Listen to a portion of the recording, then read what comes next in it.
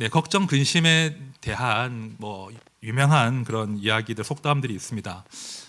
걱정을 해서 걱정이 없어지면 걱정이 없겠네. 들어보셨죠? 네, 걱정을 해서 걱정이 없어지면 걱정이 없겠네. 티벳 속담이라고 합니다. 또 이런 유명한 이야기도 있죠. 어니 젤린스키가 쓴 책에 나오는 대목인데, 걱정의 40%는 절대 현실로 일어나지 않는다. 30%는 이미 일어난 일에 대한 것이다. 22%는 사소한 고민이다.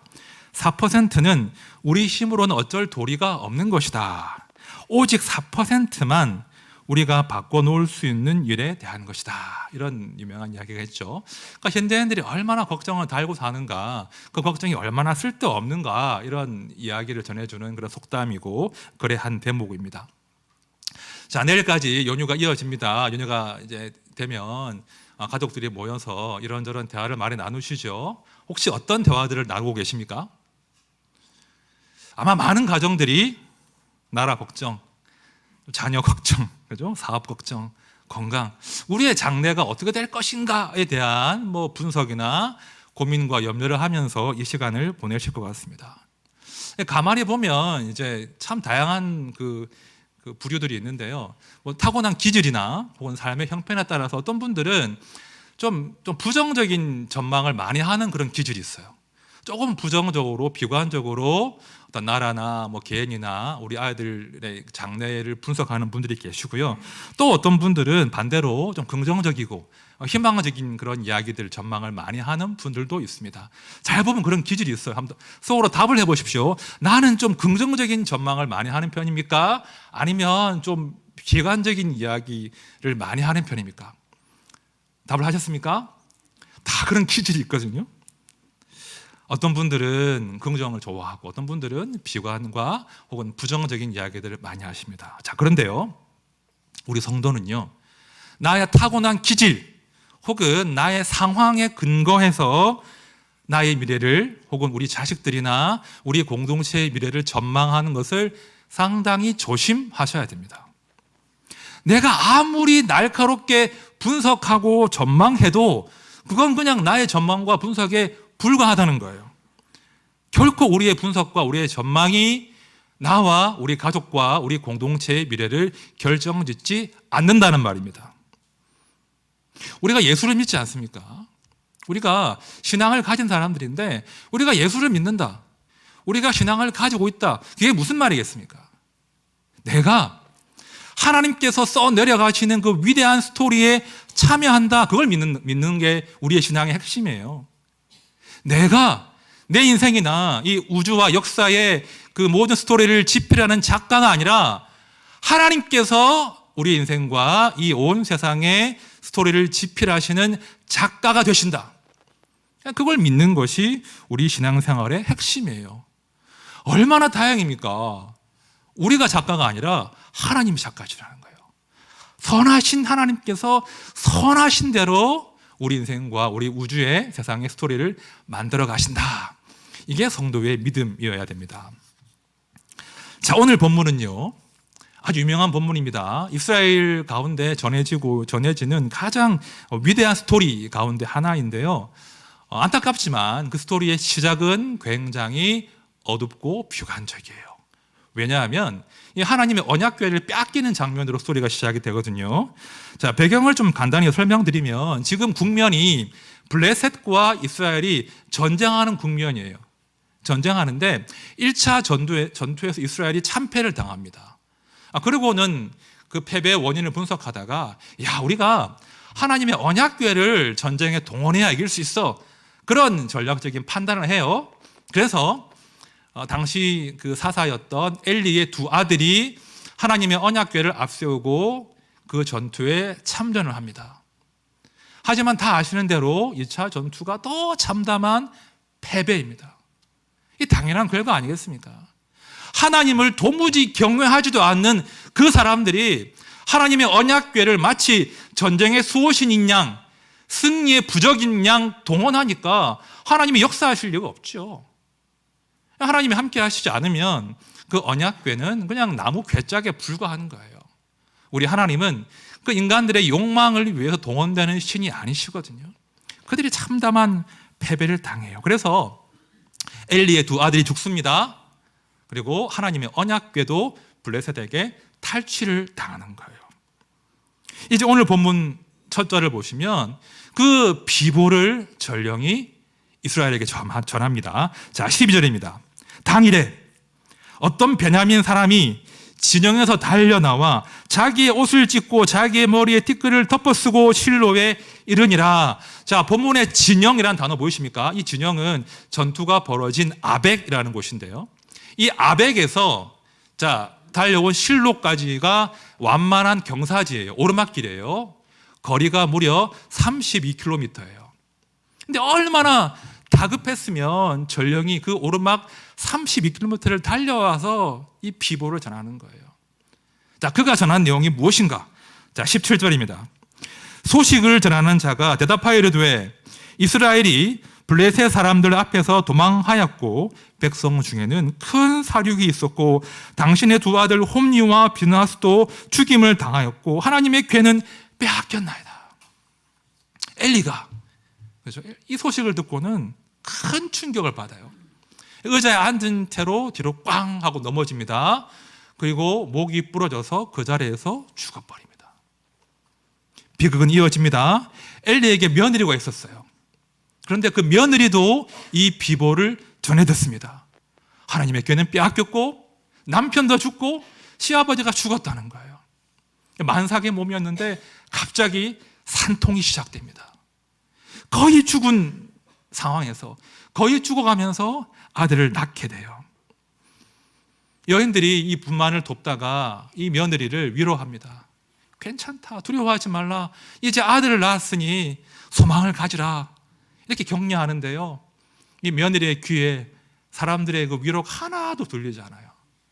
그리고는 절망 가운데 아들의 이름을 이렇게 짓습니다. 21절입니다. 이르기를 영광이 이스라엘에서 떠났다고 아이 이름을 이가봇이라 하였으니 하나님의 궤가 빼앗겼고 그의 시아버지와 남편이 죽었기 때문이며. 아들의 이름을 이가봇이라고 지어버립니다. 자, 영광이라는 단어가 히브리어로 카보드예요. 카보드인데 이 카보드 해버리면 영광이 떠났다, 그런 뜻이 되는 거예요. 이 여인이 얼마나 슬펐으면, 얼마나 이 상황이 절망적이었으면 세상에 그 귀한 아들의 이름을 하나님의 영광이 떠나버렸습니다, 이제 우리는 망했습니다 라고 지금 지어버리는 거예요. 얼마나 절망이 컸으면 자기 아들의 이름을 우리 이제 망했습니다 라고 지어버린 그런 상황입니다. 이가봇이라는 이름은요, 여인의 절망을 상징하는 이름이에요. 동시에 그 시대의 사람들이 나라의 장래에 대해서 얼마나 비관적인 전망을 가지고 있는가를 상징적으로 보여준 이름이 이가봇. 우리는 망했다, 하나님 우리와 함께 하시지 않는다, 영광이 떠났다, 이름에 담겨 있다는 거예요. 자, 그런데 말입니다, 우리가 하나 점검할 것이 있어요. 정말 이 여인의 말이 맞냐는 거예요. 이가봇, 하나님의 영광이 떠났다, 이 여인의 말이 맞습니까? 그렇지 않다는 겁니다. 이걸 우리가 이해해야 돼요. 하나님의 영광이 그들을 떠난 게 아니에요. 오히려 그 반대이지 않습니까? 그들이 하나님의 영광을 떠난 거예요. 하나님의 영광은 늘 그들 가운데 함께 했으나 그들이 하나님의 영광을 떠나버린 상황인 거예요. 여러분, 이 여인이 말하고 있는 영광의 그 실체가 뭡니까? 정말 하나님의 영광인가요? 그렇지 않아요. 이 여인이 엘리의 며느리이지 않습니까? 쉽게 말하면 하나님의 그 영광과 이름을 이용해서 그 특권과 부귀 영화를 누리던 그 가문의 일족이었어요. 그러므로 지금 이 여인이 잃어버렸다라고 절규하는 그 영광은 실상 하나님의 영광이 아닌 거예요. 내가 하나님을 이용해서 누리고 있던 그 부귀 영화와 안락함과 평안함이 떠났구나, 그런 절규를 지금 이 여인이 하고 있는 겁니다. 하나님께서 자기 이름을 멸시하던 그 엘리의 가문에게, 그리고 이스라엘에게 지금 징벌하시는 내용이에요. 너희가 나의 영광을 버렸으므로, 나의 영광을 멸시함으로 너희가 지금껏 누리던 그 모든 알량한 부귀영화와 영광을 내가 빼앗아 가겠다라고 말씀하시는 대목으로 오늘 본문은 이해하시면 되겠습니다. 여러분, 대단히 두려운 이야기지만, 대단히 무서운 이야기지만 때로 하나님은 사람의 영광을 거두어 가십니다. 아주 다양한 이유로 우리 하나님은 사람이 누리던 영광을 거두어 가실 때가 있습니다. 사람을 곤고하게 하시고 사람을 낮추실 때가 있습니다. 오늘 본문처럼 하나님을 이용해 먹다가 하나님의 무서운 심판과 징계에 직면할 수 있습니다. 두렵지만 사실이에요. 또한 많은 경우에는 이유는 알 수 없어요. 납득은 안 가는데 우리의 것을 거두어 가기도 하시고 우리를 낙심하게 하시고 우리를 오랜 동안 어둠에 가두기도 하십니다.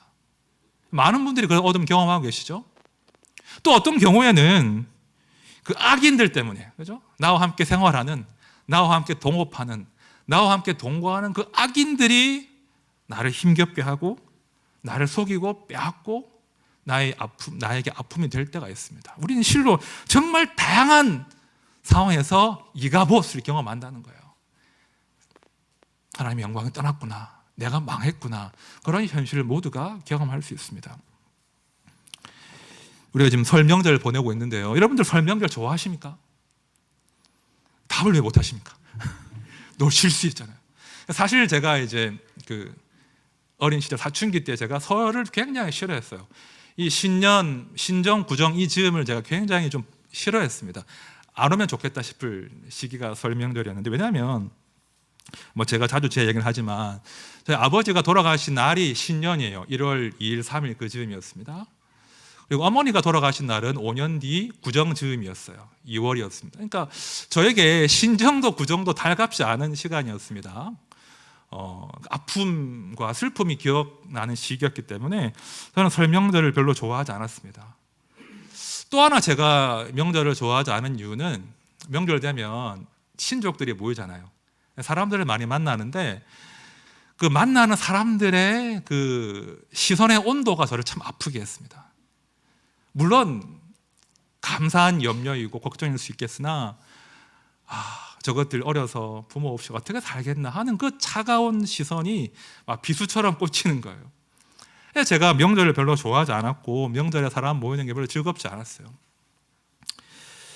본문에 빗대어서 말하면 제가 이제 명절 즈음 되면 내 이름이 이가봇인가? 나는 망했나? 나는 소망이 없나? 이가봇이 저에게 현실이 되는 그런 시간들이 신정이고 구정이었습니다. 참 힘들었습니다.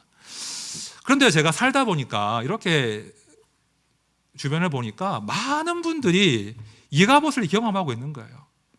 참 다양한 순간에, 다양한 삶의 정황 가운데 하나님의 영광이 우리를 떠났다, 우리 가정을 떠났다, 우리는 망했다, 이가봇을 자신의 이름으로 삼고 있는, 이가봇이라는 이름에 매여서 아파하는 분들이 참 많이 있구나, 이걸 제가 알게 되었습니다.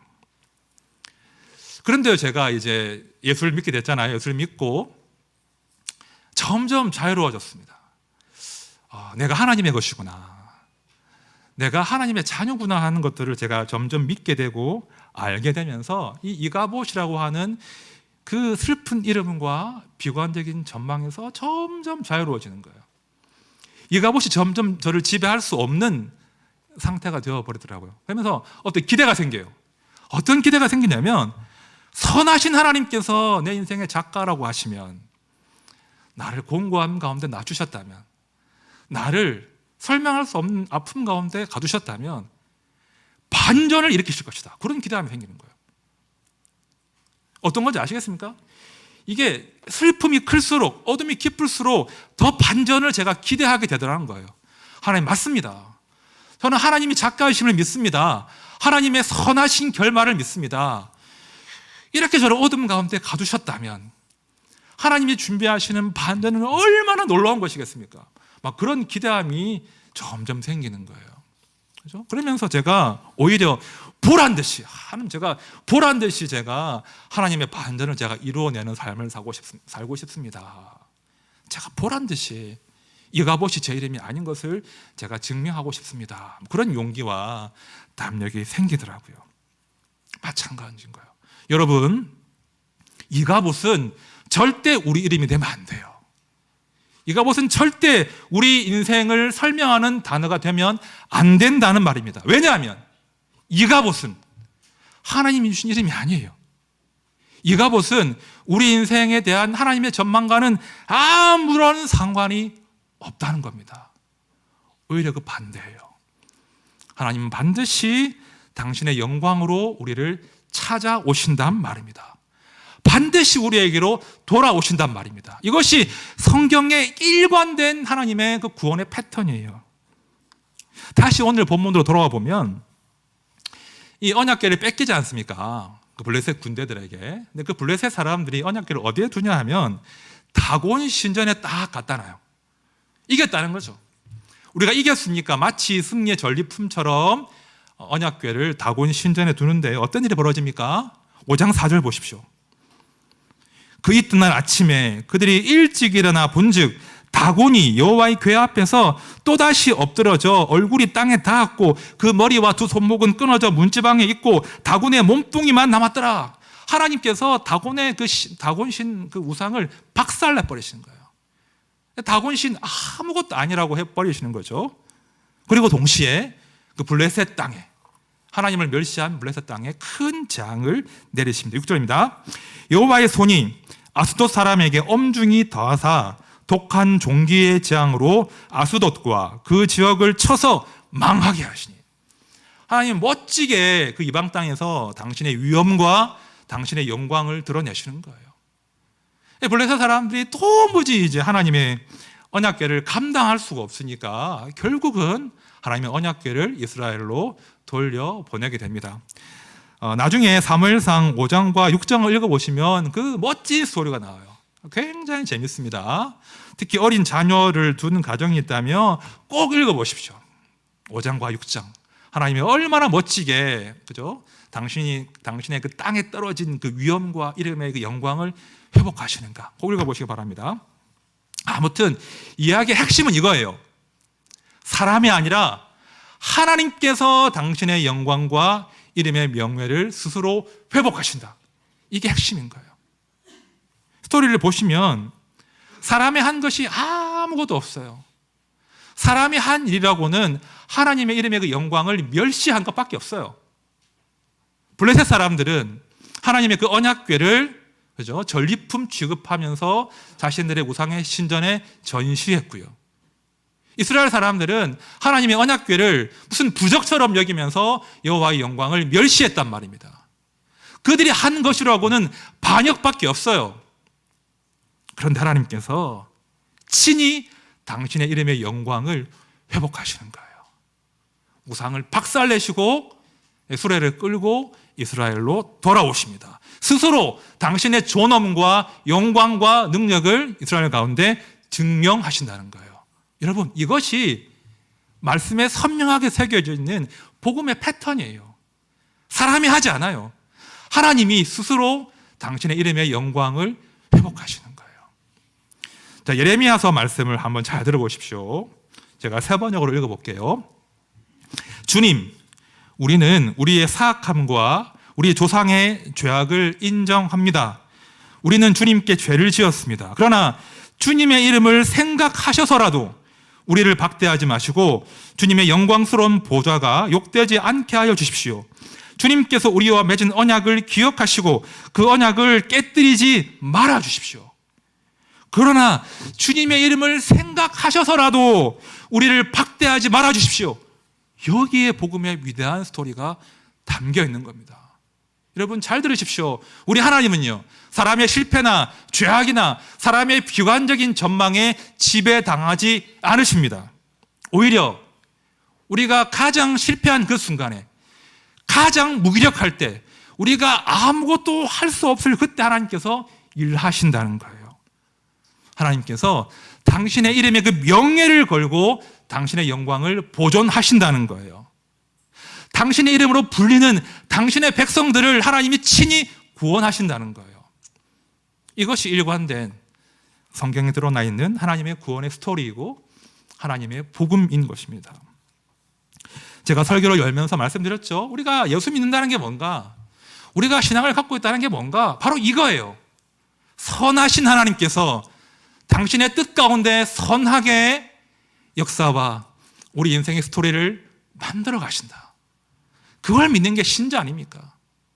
알량한 나의 전망과 나의 분석이 나와 우리 가정과 우리 아이들과 이 시대의 미래를 결정짓는 것이 아니라 하나님께서 선하신 뜻대로 우리 역사를 이끌어 가신다. 그것이 성도가 간직해야 될 믿음인 거예요.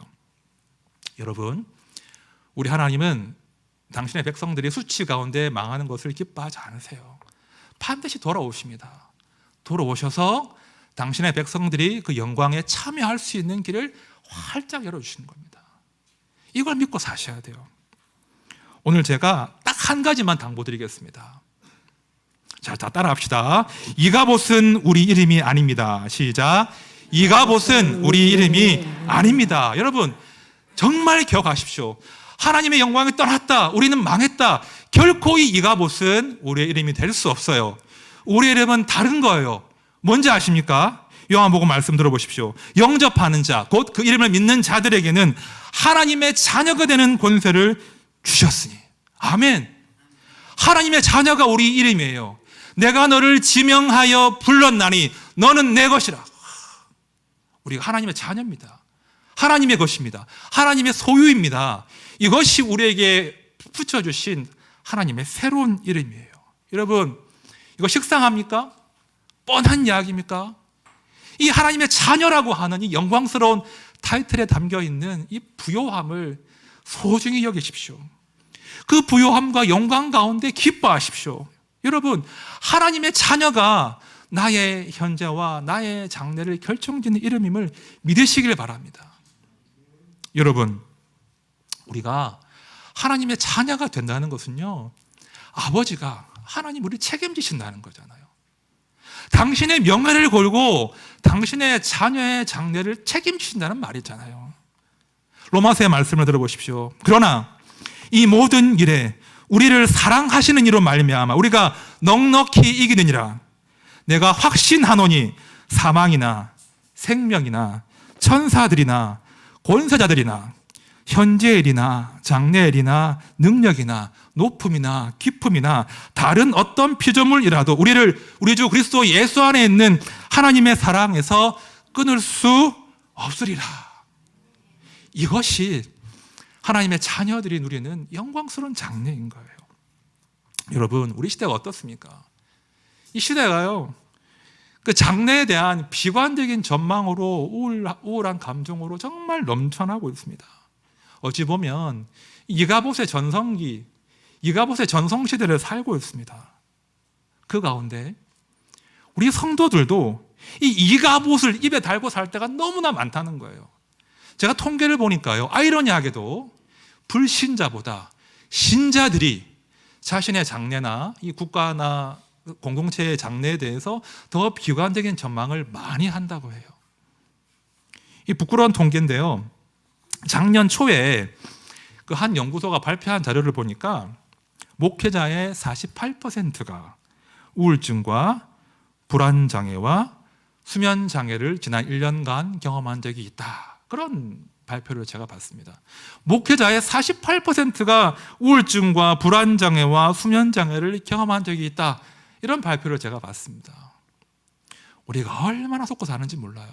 목사인 저부터 속고 사는 거예요. 마치 이가봇이 나의 이름인 것처럼, 마치 이가봇이 나의 현재와 장래를 규정짓는 것처럼 그런 믿음 없는 삶을 살 때가 얼마나 많을지 모릅니다. 여러분, 절대 속으시면 안 됩니다. 우리는 하나님의 자녀예요. 결코 하나님의 영광이 우리를 떠나지 않습니다. 끝까지 하나님 우리를 책임지신다는 말입니다. 이 진리를 자주 선포하셔야 돼요. 가족이 함께 모일 때마다, 그렇죠? 친지들을 만날 때마다, 이웃들을 만날 때마다 그 사람들에게, 그렇죠? 우리의 입술로 걱정 근심이 아니라 하나님의 희망을 전하셔야 돼요. 우리가 얼마나 많은 경우에 희망이 아니라 걱정 근심을 전하고 삽니까? 힘들 거라고, 어려울 거라고. 그러지 마시란 말입니다. 우리가 우리 입술로 근심이 아니라 비관이 아니라 하나님의 희망을 전하는 것이 이 우울과 불안에 지배하는 시대 가운데 우리 성도의 사명이 되어야 하는 거예요. 그 일 가운데 우리를 하나님께서 부르신 것입니다. 이제 말씀을 정리합니다. 지난 금요일 밤이었습니다. 이번 주 금토가 휴일이었잖아요. 잘 쉬셨죠? 저는 정말 잘 쉬었거든요. 정말 잘 쉬었습니다. 그래서 설교 준비를 좀 빨리 해놓고 금요일 날 아이들과 나가서 놀았어요. 낮에는 못 나가고 밤에 저녁 때쯤에 3번과 4번은 이제 아내가 데리고 나갔습니다. 3번, 4번은 아내가 책임지고 제가 1번, 2번을 데리고 이제 나갔습니다. 그래서 앞에 마트에서 장을 좀 보고 카페에 갔어요. 애들 크면 카페를 데리고 갈 수 있어요. 얼마나 좋은지 모릅니다. 카페에 가서 이제 이런저런 이야기를 나눴습니다. 옛날 이야기를 많이 했어요. 10년 전 이야기하면서 그땐 그랬다고, 그땐 참 좋았다고 이런저런 이야기 나누기도 하고, 제가 공부하는 이야기 하기도 하고, 이제 첫째 고2, 둘째 중2니까 제가 좀 잔소리를 했어요. 공부하는 이야기를 하기도 하고 이런저런 이야기를 나누는데 문득 아이들의 얼굴이 제 눈에 확 들어오는 거예요. 제 옆에 앉은 아들, 제 앞에 앉은 딸의 얼굴을 제가 유심히 보게 되는데 아주 오랜만에 애들 얼굴을 제가 유심히 봤더라고요. 너무 감동이 밀려오는 거예요. 갑자기. 그런 적 없으세요? 갑자기 감동이 밀려오는데 첫 번째, 너무 저를 닮은 거예요. 너무 저를 닮고 예쁘고 잘생긴 거예요. 잘 됐다. 유전자가 어디 안 갔구나. 네, 일단 감동이 밀려왔고 두 번째 잘 컸구나. 그런 감동이 막 밀려왔습니다. 저는 사실 아빠로 많이 서툴러요. 자녀를 넷을 낳았지만 참 여전히 서툴러요. 그런데 저는 진짜 해준 게 없는데 아이들이 너무 잘 큰 거예요. 너무 감사해요. 하나님 정말 감사합니다.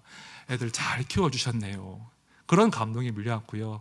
또 하나, 하나님께서 앞으로도 잘 키워주실 것이다.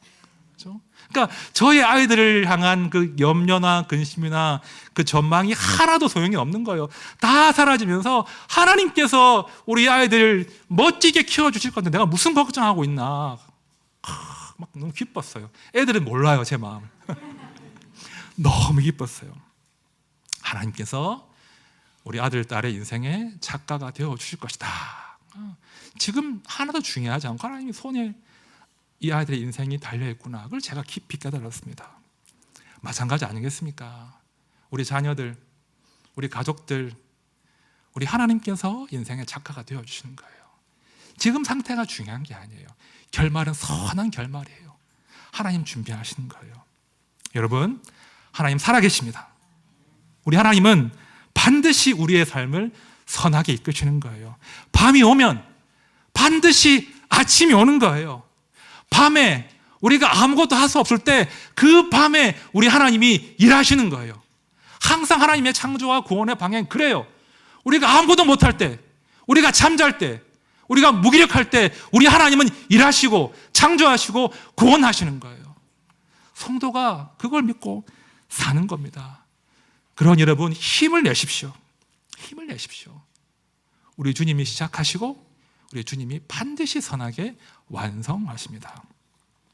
끝으로 제가 계시록 말씀 읽어드릴게요. 계시록 말씀이 너무나 위대한 말씀인데 우리의 장래가 어떠할지에 대한 우리 하나님의 확실한 약속과 전망이 담긴 말씀이에요.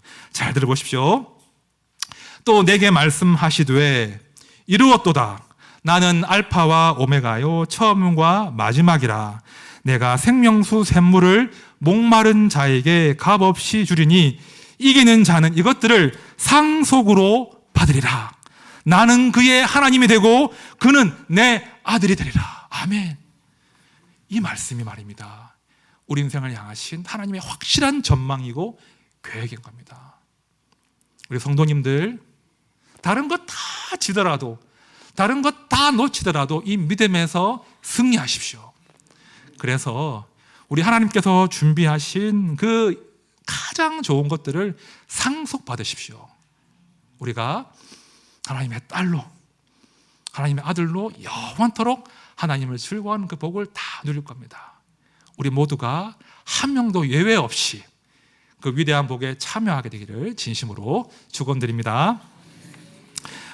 우리가 찬양할 텐데요. 하나님은 우리의 피난처가 되시며라는 찬양입니다. 여러분, 성도들은요, 안전 기지가 있는 사람이에요. 무슨 말인가 하면 우리가 아무리 실패해도, 우리가 아무리 방황해도 우리가 돌아갈 안전 기지가 있단 말입니다. 우리의 피난처가 있다는 거예요. 우리의 비빌 언덕이 있단 말입니다. 그걸 기억하고 사셔야 성도가 배짱 있게 살 수 있어요. 우리의 결말이 어떠한가? 선하신 하나님께서 우리를 선한 결말로 이끄실 것이다. 이것이 우리의 용기와 지혜와 삶의 배짱이 되어야 됩니다. 하나님, 제가 정말 하나님을 안전기지로 삼고 담대하게 내 삶을 걸어 나가겠습니다. 우리 함께 믿음으로 찬양하겠습니다.